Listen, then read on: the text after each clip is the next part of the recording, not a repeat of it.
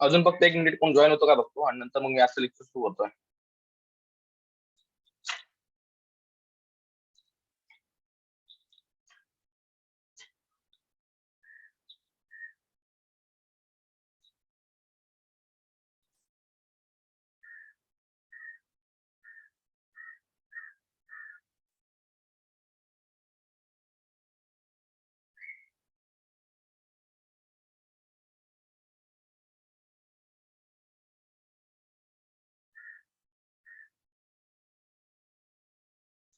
Good morning all of you. Screen sharing सुरू करतो, मग आपण आजचं लेक्चर सुरू करूया.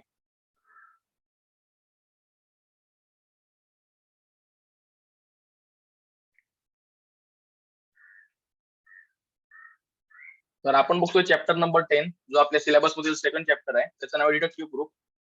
त्याच्यामध्ये आपण काय केलं होतं, मागील 2 लेक्चरमध्ये डिडक्टिव्ह प्रूफ म्हणजे बेसिक मिनिंग काय, म्हणजे लॉजिक मध्ये आपण जनरली म्हणतो की कन्क्लुजन काढा, पण डिडक्टिव्ह प्रूफ हा अशा प्रकारचा चॅप्टर आहे ज्याच्यामध्ये फर्स्ट प्रिमाइस आणि कन्क्लुजन दिलेलं असेल आणि तुम्हाला जे काही मधला प्रवास असतो तो व्हॅलिड आर्ग्युमेंटच्या सहाय्याने करायचा असतो. मग आर्ग्युमेंट तयार कसे करायचे, तर त्यासाठी आपल्याला 2 प्रकारचे रूल वापरायचे होते. एक होता 9 रूल ऑफ इन्फ्लुअन्स, जो आपण बघितला. त्यानंतर आपण रूल्स ऑफ रिप्लेसमेंट बघितले. त्यानंतर आपण केलं काय, डे टू डे लाईफ मध्ये आपण जी काही वाक्य वापरतो त्यातनं डिडक्टिव्ह प्रूफ कसं बिल्ड करायचं हे पॉईंट नंबर 5 पर्यंत आपण बघितलं होतं. आज आपण पॉईंट नंबर 6, 7, 8, 9 समजून घ्यायचा प्रयत्न करूया. तर point number 6, rule of conditional proof. तर लक्षात घ्या, डिडक्टिव्ह प्रूफ मध्ये बेसिकली 3 प्रकार आहेत. आपण यापूर्वी जे काही बघितलं ते डायरेक्ट डिडक्टिव्ह प्रूफ होतं. त्या व्यतिरिक्त कंडिशनल प्रूफ आणि इनडायरेक्ट प्रूफ असे 2 प्रकार आहेत. तर बेसिकली कंडिशनल प्रूफ म्हणजे नक्की काय, तर याचा अर्थ काय आहे, तर इकडे नावातच दिलं बघा कंडिशनल. याचा अर्थ काय, कंडिशनल किंवा इम्प्लिकेटिव्ह प्रपोजिशन जी काही असतात त्यांनाच फक्त ऍप्लिकेबल होतो. आणि ऍप्लिकेबल कधी होणार आहे, ज्यावेळी तुमचं कन्क्लुजन पण कंडिशनल असेल. म्हणजे काय, हॉर्स हे जे काही चिन्ह आहे, इफ आणि देन वाला वाक्य ज्यावेळी कन्क्लुजन मध्ये येणार आहे त्यावेळी तुम्ही कंडिशनल प्रूफचा रूल हा वापरू शकता. कंडिशनल प्रूफच्या सहाय्याने तुम्ही शॉर्टर कन्क्लुजन तयार करणं, म्हणजे बेसिकली आपण यापूर्वी जी काही एक्झाम्पल बघितली त्या ठिकाणी 5 स्टेप, 6 स्टेप, 7 स्टेप, 8-9 स्टेप पर्यंत पण तुम्ही जाऊ शकता. पण कंडिशनल प्रूफ ही एक शॉर्टर मेथड आहे ज्यामध्ये तुम्ही कमीत कमी स्टेप्स मध्ये कन्क्लुजन पर्यंत जाऊ शकता. मग इकडे नक्की काय करायचंय बघा, by assuming the antecedent of the conclusion as an additional premise. इकडे काय करायचंय, तुमचं जे काही कन्क्लुजन आहे, फॉर एक्झाम्पल बघा, इफ बी देन डी, बरोबर आहे. मग हा झाला त्या कन्क्लुजनचा अँटीसिडेंट आणि हा झाला त्याचा कॉन्सिक्वेंट. हे काय म्हणतायत, by assuming the antecedent of the conclusion as an additional premise. म्हणजे आपण काय करायचंय, कन्क्लुजन मधील एक्सपेरिमेंट आहे आणि हा रिझल्ट आहे. हे जे काही एक्सपेरिमेंट आहे, हा जो काही एवढा भाग आहे त्याला आपण ऍज अन ऍडिशनल प्रिमाइस म्हणून घ्यायचं आहे. आणि पुढे करायचंय काय, and when it's consequent is deduce as the conclusion. आणि हा जो काही राहिलेला भाग आहे, हा जो काही एक्सपेरिमेंटचा रिझल्ट आहे, ज्याला आपण इफ आणि देनच्या वाक्यामध्ये म्हणजेच इम्प्लिकेटिव्ह प्रपोजिशन मध्ये त्याचं रिझल्ट मानतोय किंवा कॉन्सिक्वेंट मानतोय, त्याला तुम्हाला कन्क्लुजन मध्ये अचीव्ह करायचंय. इन शॉर्ट काय करायचंय बघा, ज्यावेळी कन्क्लुजन असेल इम्प्लिकेटिव्ह टाईपचं, म्हणजे काय इफ आणि देन किंवा हॉर्सशू टाईपचं, त्यावेळी तुम्ही करायचंय काय, त्या कन्क्लुजनचा जो काही अँटीसिडेंट असेल, फॉर एक्झाम्पल इकडे बी आहे, त्याला तुम्ही ऍज अन ऍडिशनल प्रिमाइस घ्या आणि त्याचा जो काही रिझल्ट आहे त्याला तुम्ही कन्क्लुजन मध्ये अचीव्ह करायचा प्रयत्न करा. इकडे पुढे काय म्हटलंय बघा, only when conclusion of an argument is an implicative proposition we can construct conditional proof of validity. कारण काय, जोपर्यंत तुमचं कन्क्लुजन जे आहे ते इम्प्लिकेटिव्ह प्रपोजिशन म्हणजे इफ आणि देन वाला वाक्य असणार नाही, तोपर्यंत तुम्हाला कधीही कन्क्लुजनचं अँटीसिडेंट आणि कॉन्सिक्वेंट मिळणार नाही. लक्षात घ्या, ज्यावेळी कन्क्लुजन असेल इम्प्लिकेटिव्ह प्रपोजिशन म्हणजे काय, हे हॉर्स शूचं चिन्ह दिलेलं आणि इफ आणि देन वालं, त्यावेळी तुम्ही कंडिशनल प्रूफचं वापरू शकता. इकडे बेसिकली करायचंय काय, इफ बी देन डी कडे जायचं नाही, फक्त यांचं जे काही कन्क्लुजन आहे त्याच्यामध्ये हा एक्सपेरिमेंट आणि हा रिझल्ट, हे जे काही एक्सपेरिमेंट आहे ज्याला आपण त्याचा अँटीसिडेंट मानतो, त्याला ऍडिशनल प्रिमाइस म्हणून वापरायचं आहे. आणि या एक्सपेरिमेंटचा जो काही रिझल्ट आहे तिथपर्यंत पोहोचायचा प्रयत्न करायचा आहे. आणि जर तुम्ही एक्सपेरिमेंटचा रिझल्ट म्हणजे या डी पर्यंत जर पोहोचू शकला, तर याचाच अर्थ ओरिजिनल जे काही कन्क्लुजन आहे ते बरोबर आहे असं मानायचं आहे. आता एक एक्झाम्पल घेतो म्हणजे अधिक चांगल्या प्रकारे तुमची ही गोष्ट लक्षात येईल. एक्झाम्पल बघा, तुम्हाला प्रश्नामध्ये दिलेलं आहे नॉट ए देन बी आणि तुम्हाला कन्क्लुजन करायला सांगितलेलं आहे नॉट बी देन ए. आपण पहिल्यांदा बेसिक एक गोष्ट करायची जी आपण कंडिशनल प्रूफ मध्ये डायरेक्ट डिडक्टिव्ह प्रूफ मध्ये बघितली होती, numbering. Not A then B जे आहे त्याला मी नंबर 1 दिला आणि त्याच्या पुढे ही लाईन स्लॅन्टिंग लाईन घेऊन त्याच्यानंतर पुढे लिहिलं नॉट बी देन ए, कारण हे आहे कन्क्लुजन. आता कंडिशनल प्रूफ काय म्हणतंय, तुमचं जे काही कन्क्लुजन आहे ते ज्यावेळी इम्प्लिकेटिव्ह असणार आहे म्हणजे हॉर्सचं चिन्हवाला असणार आहे, त्यावेळी त्याचा जो काही अँटीसिडेंट आहे, फॉर एक्झाम्पल इकडे नॉट बी आहे, त्याला तुम्ही as an assumption additional premise म्हणून घ्या. मग प्रिमाइस नंबर 2 तयार झाली, नॉट बी. आता पुढे काय म्हणतायत, ज्या ज्यावेळी कंडिशनल प्रूफ वापरला त्यावेळी तुम्हाला not B then A prove करायची गरज नाही. तुम्ही काय करायचंय, हे जे काही याची सुरुवात आहे, जे काही एक्सपेरिमेंट आहे, त्याचा ऍज अन ऍडिशनल प्रिमाइस म्हणून घ्या आणि त्याचा जो काही रिझल्ट आहे त्याला तुम्ही कन्क्लुजन म्हणून प्रूव्ह करायचा प्रयत्न करा. म्हणजेच काय, आता फक्त आपल्याला या ठिकाणी नॉट बी चा वापर करून ए पर्यंत पोहोचायचा आहे आणि जर आपण ए पर्यंत पोहोचू शकलो तर नॉट बी देन ए बरोबर आहे असं मानायचंय. कारण काय, फायनल लक्षात घ्या, नॉट बी नावाचं एक्सपेरिमेंट केल्यानंतर हा ए पर्यंत पोहोचत होता आणि हेच तुम्हाला प्रूव्ह करायचं असल्यामुळे तुम्ही सुद्धा ए पर्यंत पोहोचा असं कंडिशनल प्रूफ सांगतो. आपण केलं काय, ही होती प्रिमाइस नॉट ए देन बी आणि हे होतं आपलं कन्क्लुजन नॉट बी देन ए. मग हे जे काय कन्क्लुजन आहे त्याचा अँटीसिडेंट जो होता नॉट बी त्याला ऍज अन ऍडिशनल प्रिमाइस घेतलं आणि इकडे लिहिलं अझम्पशन. आता करायचंय काय, या बी चा वापर करून आपल्याला ए ला सेपरेट करावं लागेल. कारण काय, याचा जो काही रिझल्ट आहे त्याला आपल्याला कन्क्लुजन मध्ये आणायचंय. आता विचार करा, इकडे ए कुठे मिळतोय तर तो फर्स्ट प्रिमाइस मध्ये मिळतोय बरोबर आहे. पण त्याला जर मिळवायचं असेल तर तुम्हाला बी काढून टाकला पाहिजे. मग बी कसा काढून टाकायचा, रूल ऑफ मोडस पोलेन्स. तो काय म्हणतोय, ज्या ज्यावेळी इम्प्लिकेटिव्ह प्रपोजिशन मध्ये जो काय कॉन्सिक्वेंट आहे तो डिनाय केला जाईल त्यावेळी एक्सपेरिमेंट म्हणजे अँटीसिडेंट पण डिनाय होईल. म्हणून मी काय केलंय, 1 आणि 2 चं मोडस टोलेन्स केलंय. त्यामुळे झालंय काय, या बी ला हा बी गेला आणि राहिलाय फक्त नॉट नॉट ए. आता डबल नॉट ए का राहिलाय तर लक्षात घ्या, ओरिजिनली ए हा निगेटिव्ह होता, प्लस ज्यावेळी आपण या एक्सपेरिमेंटचा रिझल्ट डिनाय केला त्यावेळी आपण ते एक्सपेरिमेंट पण डिनाय केलं. कारण काय, जर रिझल्ट जो एक्सपेरिमेंट सांगते तो जर येत नसेल तर याचा अर्थ एक्सपेरिमेंट चुकीचं आहे की एक्सपेरिमेंट योग्य प्रकारे झालेलं नाही. त्यामुळे नॉट बी आल्यामुळे निगेटिव्ह झाल्याचा हा एक निगेशनचा मार्ग आहे आणि ओरिजिनली ए निगेटिव्ह असल्याचा दुसरा मार्ग आहे. पण आपल्याला डबल निगेटिव्ह ए हवाय का, नाही. इकडे बघा, फक्त ए आहे बरोबर आहे. मग आपल्याला डबल निगेशन काढावं लागेल. म्हणून आपण केलं काय, नंबर 3 नंबरची जी प्रिमाइस होती त्याला रूल अप्लाय केला डबल निगेशन. तर काय म्हणतोय, A is equivalent to not not A. याचाच अर्थ काय, not not A is equivalent to A. म्हणजेच काय, एखादी गोष्ट दोनदा डिनाय करणं म्हणजे ती गोष्ट अफर्म करण्यासारखंच आहे. त्यामुळे हे डबल निगेशन आपण काढून सिंगल ए घेऊ शकतो. इकडे आपण प्रॉपर ए पर्यंत पोहोचलेलो आहोत आणि जर आपण ए पर्यंत पोहोचू शकतो म्हणजेच काय, इफ बी देन ए मध्ये त्या रिझल्ट पर्यंत जर पोहोचू शकतो तर याचाच अर्थ ओरिजिनल नॉट बी देन ए हे कन्क्लुजन पण बरोबर आहे. आता इकडे अजून एक ऍडिशनल गोष्ट करायची, नॉट बी चा वापर करून तुम्ही जिथपर्यंत कन्क्लुजन काढलंय तिकडे अशी एक लाईन घ्यायची आहे. इकडे तुमचा अझम्पशनचा जो काही इफेक्ट होतो तो संपलेला आहे आणि या इफेक्ट मध्ये तुम्ही ए अचीव्ह केलाय म्हणून जे काही कन्क्लुजन आहे त्या लाईनच्या खाली लिहायचं आहे. पुन्हा एकदा कंडिशनल प्रूफ सांगतो, खूप सोपी गोष्ट आहे. इकडे जास्त डोक्याला ताप नाही, जास्त रूल्स नाही, जास्त स्टेप नाही. फक्त काय बघायचंय, ज्या ज्यावेळी कन्क्लुजन इफ आणि त्यांचं असेल म्हणजे इम्प्लिकेटिव्ह असेल त्यावेळी आपण काय करायचंय, इफ च्या नंतर जो काही भाग आहे ज्याला आपण अँटीसिडेंट मानतोय त्याला ऍज अन ऍडिशनल प्रिमाइस घ्या आणि या इफ आणि देन जो काही रिझल्ट आहे तो रिझल्ट अचीव्ह करायचा प्रयत्न करा. मी काय केलं, इकडे याचा सुरुवातीचा भाग कोणता आहे, नॉट बी आहे, त्याला ऍज अन अझम्पशन घेतलं. त्यानंतर मला आता सिंगल ए हवा होता कारण काय, इकडे याचा रिझल्ट ए आहे. मग आपण काय केलं, यातनं ए देन बी मधनं हा बी काढून टाकायचा प्रयत्न केला. मग तो जाणार कसा, तर मोडस पोलेन्सचा रूल म्हणतोय, ज्यावेळी इफ आणि टेनचं वाक्य असेल तुम्ही रिझल्ट डिनाय केला की त्याचा जो काही एक्सपेरिमेंट आहे तो पण डिनाय होतो. 1 आणि 2 ला मोडस पोलेन्स अप्लाय केला आणि नॉट नॉट ए मिळाला. इकडे निगेशन डबल आहे, याचं कारण काय, पहिलं निगेशन याचं स्वतःच आहे आणि दुसरं निगेशन आहे कारण एक्सपेरिमेंटचा रिझल्ट हवाचा आला नाही. आपल्याला नॉट नॉट ए हवाय की नुसता ए हवाय, तर इकडे बघा फक्त ए हवाय. मग डबल निगेशन काढण्यासाठी आपण काय केलं, नंबर 3 ला rule of double negation apply केला आणि आपल्याला मिळतोय सिंगल ए. डबल निगेशन काय म्हणतोय, एखादी गोष्ट दोनदा डिनाय करणं याचा अर्थ अफर्म करणं असाच आहे. त्यामुळे आपण केलं काय, ओरिजिनल एकडे पोहोचलो. याचा अर्थ जर आपण याचं जे काही रिझल्ट आहे तोपर्यंत पोहोचू शकत असू तर याचाच अर्थ ओरिजिनल वाक्य पण बरोबर आहे. म्हणून आपण केलं काय, या बी चा इफेक्ट करून जिथपर्यंत आपण प्रिमाइस तयार केली तिथपर्यंत ही लाईन खेचली आणि त्यानंतर त्या लाईनच्या खाली जे काही कन्क्लुजन त्यांना अचीव्ह करायचं होतं ओरिजिनल क्वेश्चन मध्ये ते लिहायचं आणि इकडे लिहायचं 2 आणि 4 कंडिशनल प्रूफ. कंडिशनल प्रूफ समजलंय का बघा, अगदी सोपं आहे. काही शंका असतील तर मेसेज करा किंवा अनम्यूट करून विचारा आणि त्याच्यावेळी विचारत जा. लेक्चर संपेपर्यंत काही तुमची शंका तुमच्या पण लक्षात राहणार नाही.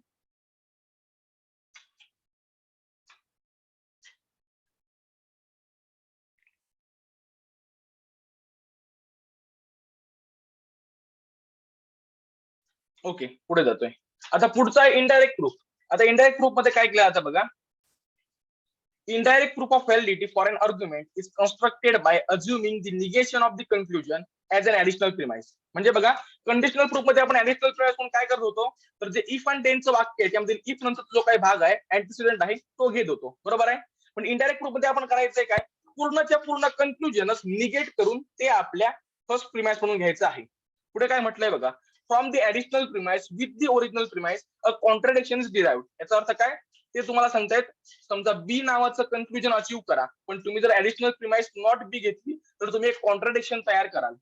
त्यावर होणार काय, contradiction is shown by conjunction of one conjunct with denial of same conjunct. आता इन शॉर्ट इकडे काय सांगितलंय बघा, आपण काही वेळा थेरम मध्ये अशा प्रकारची गोष्ट करतो, जर तुम्हाला सांगितलेलं आहे 1+1=2 अशी गोष्ट प्रूव्ह करा, तर आपण काय करतो 1+1 यांची बेरीज 3 आहे असं अज्युम करूया, आणि पुढे आपण काय करतो 1+1=3 प्रूव्ह करण्याचा प्रयत्न करतो. बऱ्याच स्टेप घेतल्यानंतर लक्ष देतं 1+1=3 येऊ शकत नाही. मग जर आपलं अझम्पशन चुकीचं आहे तर ओरिजिनली 1+1=2 हे बरोबर आहे.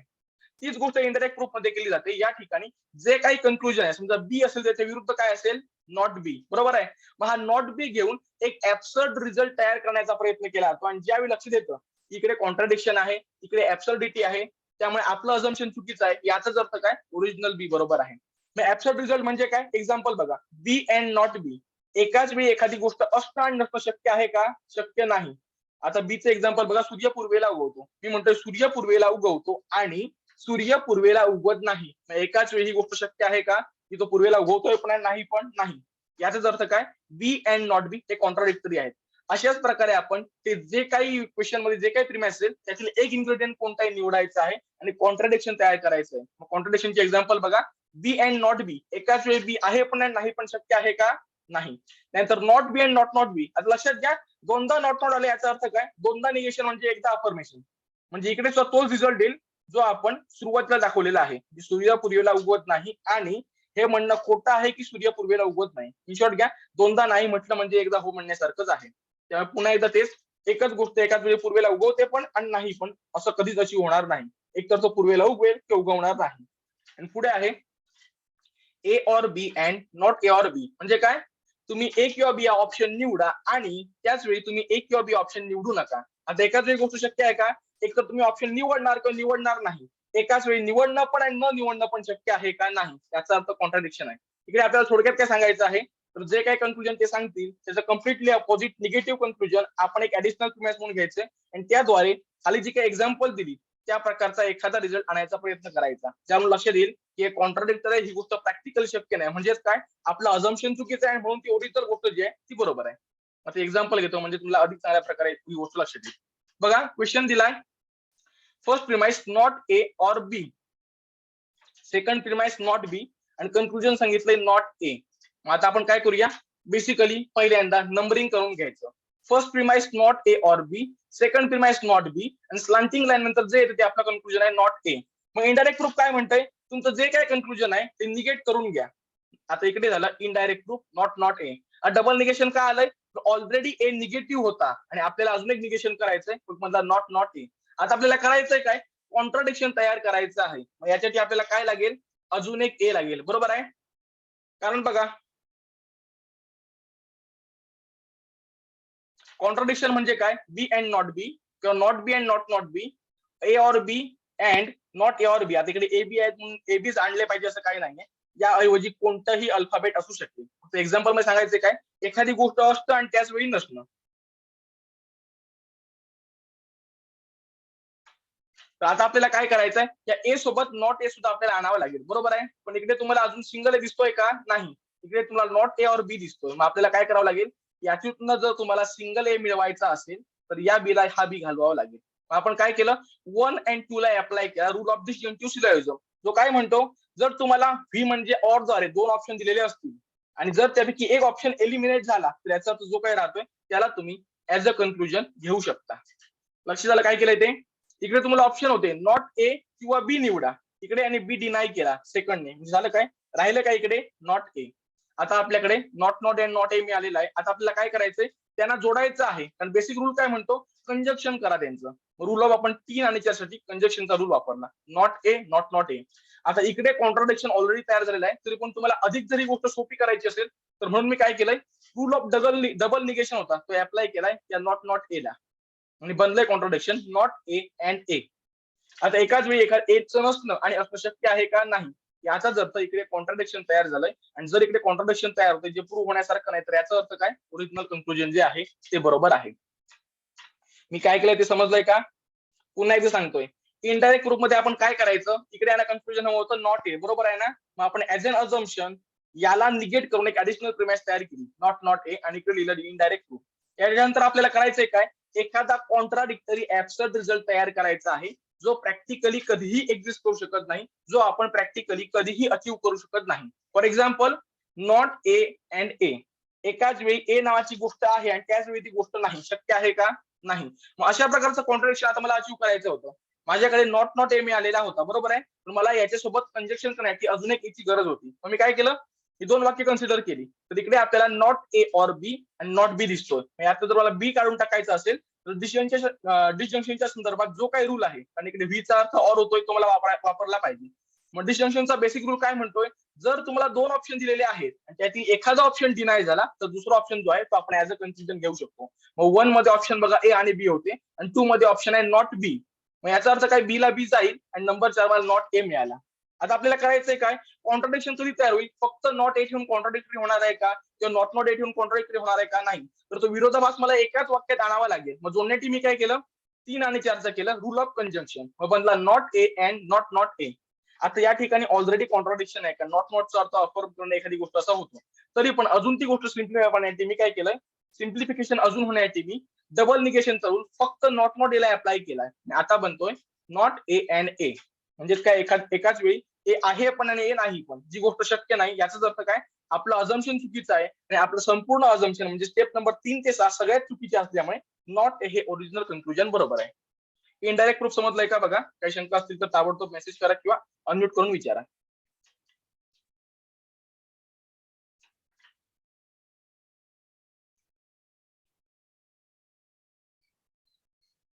ओके, पुढे जातोय. नेक्स्ट आहे कंडिशनल प्रूफ ऑफ टॉटोलॉजी. आता टॉटोलॉजी म्हणजे काय बघा, अ टॅटोलॉजी or tautologious proposition is assumed to be always true. It does not matter whether the component proposition are true or false. याचा अर्थ काय, हा अशा प्रकारचा वाक्य आहे किंवा अशा प्रकारची वाक्य आहेत ज्याच्यामध्ये कंटेंट कंपोनंट काही असू दे, ती बदलली तरी सुद्धा ती वाक्य खरंच राहील असं मानलं जातं. म्हणजे जे काही आजही खरं असेल, उद्याही असेल, परवाही असेल, त्यातील घटक तुम्ही कोणत्याही गोष्टी रिप्लेस करा असं लॉजिक मानतो. मग आता आपण करायचं काय, हे जे काही टॉटोलॉजियस प्रोपोजिशन असेल ते प्रूव्ह करण्यासाठी कंडिशनल प्रूफ आणि इनडायरेक्ट प्रूफ वापरायचा प्रयत्न करायचा आहे. मेथड त्याच राहतील, फक्त इकडे वाक्य थोडीशी क्लिष्ट होणार आहेत. बघा, आता आपल्याला जर प्रूव्ह करायचं असेल P then Q then not Q then not P. आता एक गोष्ट लक्षात घ्या, इकडे ब्रॅकेट राखल्यामुळे बघा P then Q so bracket मध्ये आहे आणि not Q then not P so bracket मध्ये असल्यामुळे याचा ऍज अन वन इन्ग्रेडियंट विचार करा. याचा पी याचा क्यू असा विचार करू नका. कारण काय, आपल्याला कंडिशनल प्रूफ काय म्हणतोय, याची जे काही अँटीसिडंट असतो एक्सपेरिमेंटचा, तो तुम्हाला as an additional premise assumption म्हणून घेतला पाहिजे, बरोबर आहे. मग इकडे जर तुम्ही विचार केला असेल, याचा सेपरेट विचार केला आणि याचा सेपरेट विचार केला, तुम्ही ऍडिशनल प्रिमाइस मध्ये काय घेणार आहात, हा पी घेणार आहात आणि नॉट पी घेणार आहात आणि गोंधळ करणार आहात. लक्षात घ्या, ज्या ज्यावेळी ब्रॅकेट येतोय त्याच्यावेळी त्याचा वन सिंगल इन्ग्रेडियंट असा विचार करा. त्यामुळे इकडे म्हटलंय काय, हा पी क्यूचा जो काही रिझल्ट असेल तो इफच्या नंतर आहे आणि इकडे चिन्ह आहे हॉर्स शूचं आणि त्यानंतर क्यू अँड पी हा जो काही आहे हा देनच्या नंतर आहे. म्हणजे काय, पी क्यू एकत्रितरित्या बनले एक्सपेरिमेंट आणि हा क्यू पी बनला जॉईंटली रिझल्ट. त्या लक्षात घ्या, ज्या ज्यावेळी तुम्ही अशा प्रकारचं वाक्य असेल आणि कंडिशनल प्रूफ सांगितलंय तर या दोघांना एकत्रितरित्या तुम्हाला अँटीसिडंट मानावं लागेल आणि यांना कन्क्लुजन. कारण काय, आपण हे जे काही मधोमध इम्प्लिकेशनचं चिन्ह आहे ज्याला आपण हॉर्स क्यू म्हणतो त्याला कन्सिडर करायचंय. ब्रॅकेटच्या बाहेर आहे त्याला कन्सिडर करा, ब्रॅकेटच्या जे काही आहेत त्याला ऍज अ सिंगल कंपाऊंड म्हणून तुम्हाला कन्सिडर करावं लागेल. आता आपण जी मेथड यापूर्वी बघितली कंडिशनल प्रूफची तीच इकडे वापरायची आहे. म्हणजे बेसिकली काय करायचंय बघा, तुम्हाला प्रूव्ह करायचंय P then Q bracket complete, त्यानंतर इम्प्लिकेशनचं चिन्ह आणि नंतर in bracket not Q then not P. Assumption घ्यायचं आणि या हॉर्स शूच्या आधी जो भाग येतो अँटीसिडंट येतोय त्याला तुम्ही ऍज अन अझम्पशन घ्यायचं. एक काम झालं. आता कंडिशनल प्रूफ काय म्हणतोय, की पूर्ण गोष्ट तुम्ही प्रूव्ह करू नका, तुम्ही काय करा, याचा फक्त जो कॉन्सिक्वेंट आहे, जो काही परिणाम आहे त्याला कन्क्लुजन मध्ये आणा. मग आपल्याला पी देन क्यूचा not Q then not P करायचा आहे. तो कसा करायचा, तर त्याचं उदाहरण आहे ट्रान्सपोजिशन. आता ट्रान्सपोजिशन काय म्हणतोय, ज्याप्रमाणे एखादी पर्टिक्युलर एक्सपेरिमेंट घडल्यानंतर रिझल्ट होतो त्याची जर जागा बदलायची असेल तर त्या घटना बदला. म्हणजे काय, ज्याप्रमाणे पी घडल्यानंतर क्यू होतो याचाच अर्थ काय, जर क्यू घडला नाही तर पी पण घडणार नाही.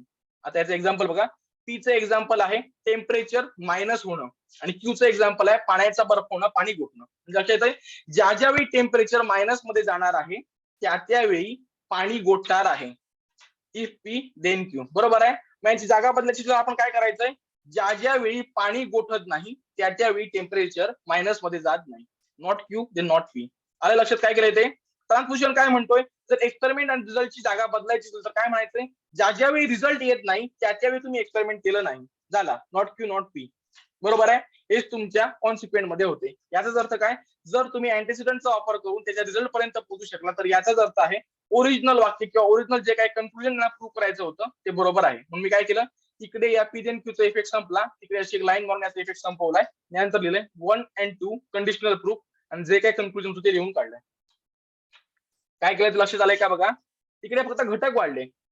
कंडिशनल प्रूफ मध्ये आपण पी देन क्यू सारखं वाक्य बघितलं होतं, इकडे मात्र थोडीशी कॉम्प्लेक्सिटी वाढून झालंय. काय, पी देन क्यू हा झाला एक इन्ग्रेडियंट जो बनलाय अँटीसिडंट आणि not P then not P बनलाय कॉन्सिक्वेंट म्हणजे याचा रिझल्ट. मी इकडे आपण बेसिकली कंडिशनल प्रूफला जे केलं होतं तेच पुन्हा एकदा केलं, की याचा अँटीसिडंट होता तो ऍडिशनल प्रिमाइस घेतला आणि अझम्पशन केलं, याचा जो काही रिझल्ट आहे तो अचीव्ह करायचा प्रयत्न केला. लक्षात घ्या, ज्या ज्यावेळी इम्प्लिकेटिव्ह प्रपोजिशन मध्ये if experiment and then result असं असेल आणि त्याची जर जागा बदलायची असेल तर बेसिकली आपण काय करायचं आहे, रिझल्ट डिनाय करायचा किंवा ज्या ज्यावेळी रिझल्ट येत नाही त्याच्यावेळी ते एक्सपेरिमेंट घडलं नाही असं मानायचं आहे. आपल्याला मिळतो नॉट क्यू नॉट पी जो यांचा कॉन्सिक्वेंट होता. मग जर या अँटीसिडंटचा वापर करून आपण कॉन्सिक्वेंट पर्यंत पोहोचू शकलो तर याचं जर कंडिशनल प्रूफ म्हणतंय हे पूर्ण जे काही एक्सपेरिमेंट रिझल्ट आहे ते तुम्हाला कन्क्लुजन मध्ये अचीव्ह करायचं होतं, ते अचीव्ह होण्यासारखं आणि ते व्हॅलिड आहे. म्हणून आपण केलं काय, पी देन क्यूचा इफेक्ट जिकडे संपला सेकंड प्रिमाइस कडे तिकडे ही लाईन आखली आणि त्यानंतर लिहिलं 1 2 कंडिशनल प्रूफ आणि जे काय ओरिजिनल कन्क्लुजन होतं ते लिहिलेलं आहे. समजलंय का बघा, शंका असतील तर त्यावेळी विचारत जा. पुन्हा पुन्हा सांगतोय, इतर लोक काय विचार करतील याची भीड बाळगू नका. काही असेल तर बिनधास्तपणे विचारत जा, नाहीतर नुकसान तुमचं एकट्याचं होणार आहे. हे समजलंय का बघा, काही शंका असतील तर मेसेज करा, कॉमेंट करून विचारा.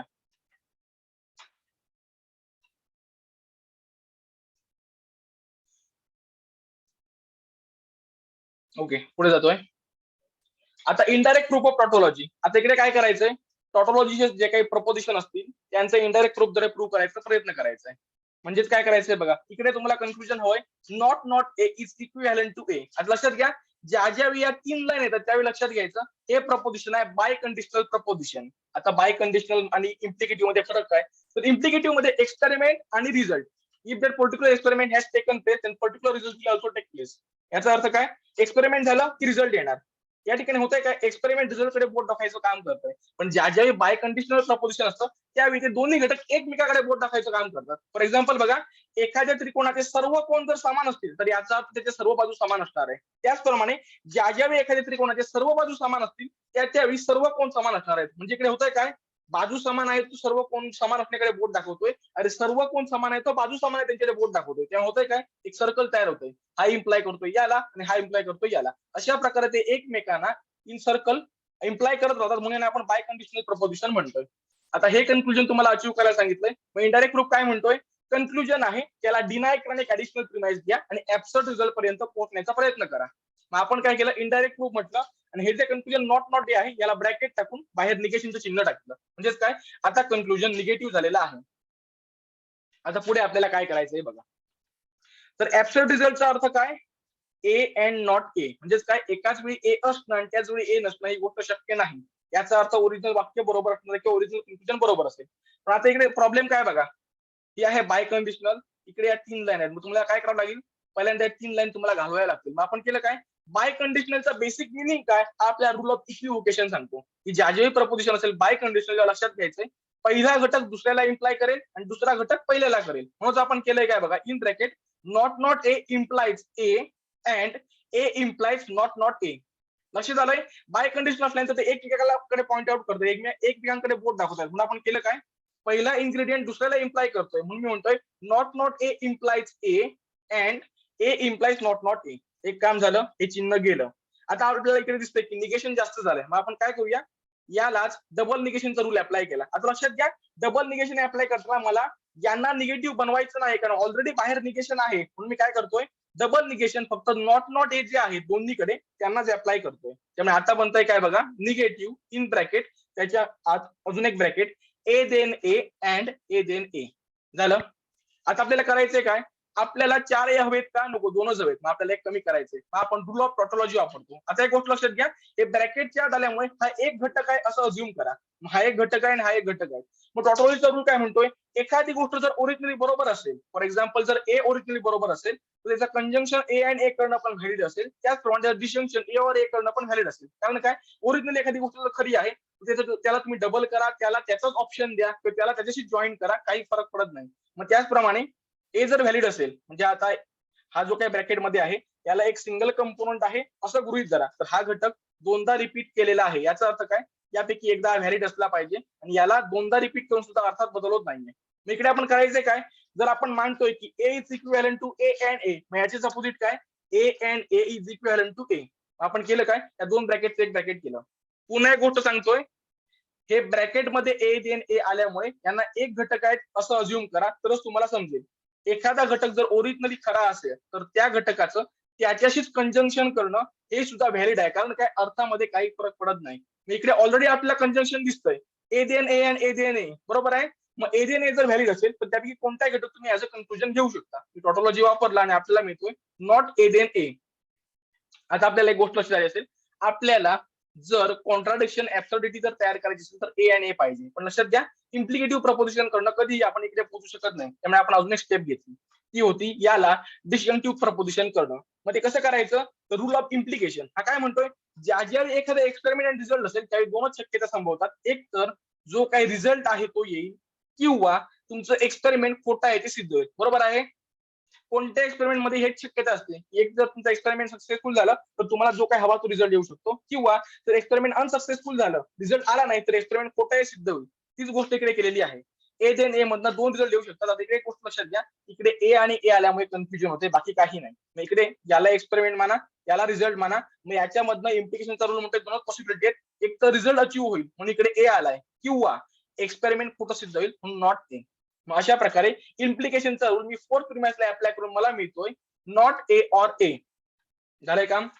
आता आपल्याला काय करायचंय, याला कंजक्टिव्ह प्रपोजिशन मध्ये कन्वर्ट करायचंय. आपण काय केलं, डी मॉर्गन्स लॉ वापरलाय, जो काय म्हणतोय, ज्यावेळी कंजक्टिव्ह प्रपोजिशन चुकीचं ठरवायचं असेल त्यावेळी लक्षात ठेवायचं त्याचे दोन्ही घटक हे चुकीचे असतील. आता दोन्ही घटक चुकीचे का, लक्षात घ्या, ज्यावेळी डिस्जंक्टिव्ह प्रपोजिशन, सॉरी वीचा अर्थ और वापरलाय असं होतो, ज्यावेळी डिस्जंक्टिव्ह प्रपोजिशन हे चुकीचे सिद्ध करायचं असेल त्याचे दोन्ही घटक चुकीचे आले पाहिजे. त्याचं कारण आहे, ज्यावेळी आपण और वापरतो त्यावेळी आपल्याकडे दोन ऑप्शन असतात, दोघांपैकी एक ऑप्शन ऍटलीस्ट बरोबर असणं आवश्यक आहे, बरोबर आहे का.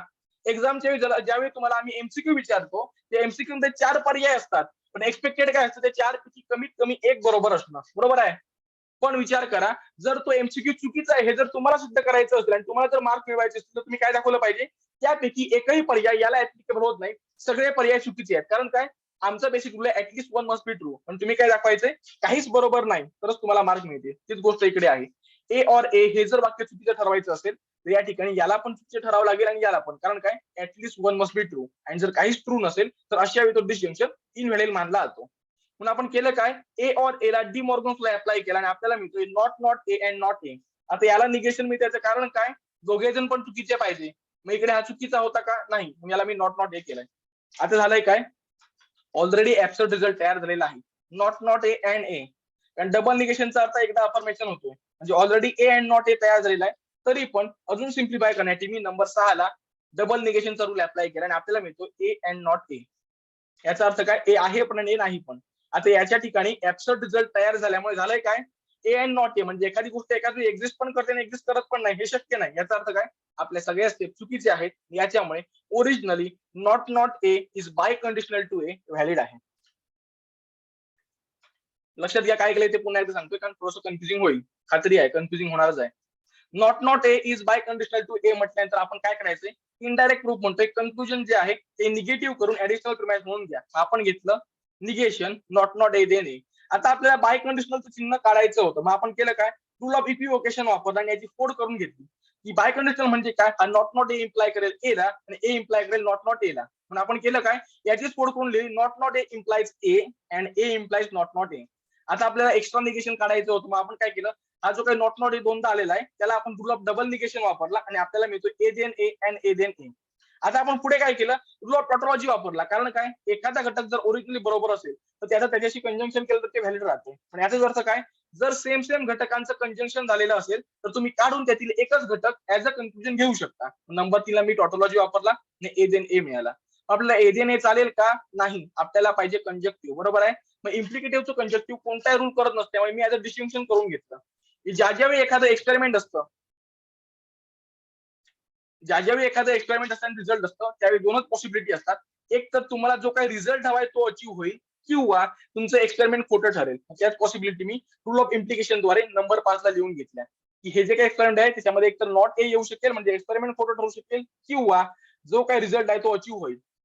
आता एक गोष्ट झाली, आता आपल्याला काय पाहिजे, हे बनलं डिस्टिंक्टिव्ह प्रपोजिशन, पण आपल्याला काय पाहिजे कंजक्टिव्ह. आपण केलं काय, नंबर 5 ला डी मॉर्गन्स अप्लाय केला. तो काय म्हणतोय, ज्या ज्यावेळी एखादं डिस्टिंक्टिव्ह प्रपोजिशन खोटं ठरवायचं असेल त्याच्या वेळी दोन्ही घटक खोटे असले पाहिजे, ते दोन्ही घटक हे निगेटिव्ह असले पाहिजे. याचं कारण काय, डिस्टिंक्टिव्ह प्रपोजिशनचं बेसिक रिक्वायरमेंट आहे की दोघांपैकी एखादा ऑप्शन बरोबर असलं तरी झालं, पण जर त्याला खोटं ठरवायचं असेल तर दोघांपैकी दोन्ही ऑप्शन खोटे ठरले पाहिजेत. म्हणून आपण केलं काय, not A and not A.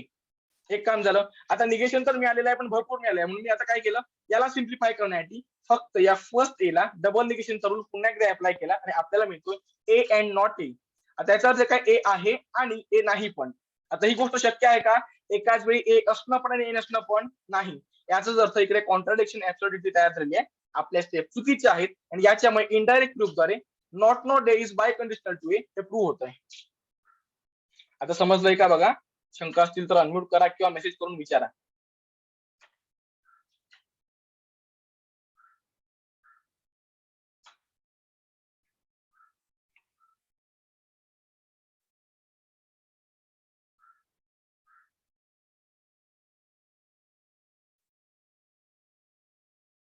Okay, तर कोणाला काही शंका नाही असं मानतोय. आता हे पीपीटी जी पीडीएफ करून व्हॉट्सअप ग्रुपवर शेअर करतो, एकदा वाचून घ्या. त्यानंतर जर काही शंका असतील तर व्हॉट्सअपवर मेसेज करा, तुमच्या शंकांचं अवश्य निरसन केलं जाईल. Have a good day. आणि इकडे आपला सेकंड चॅप्टर संपलेला आहे. उद्यापासून फ्रेशली आपण आपला चॅप्टर नंबर 3 सुरू करणार आहोत.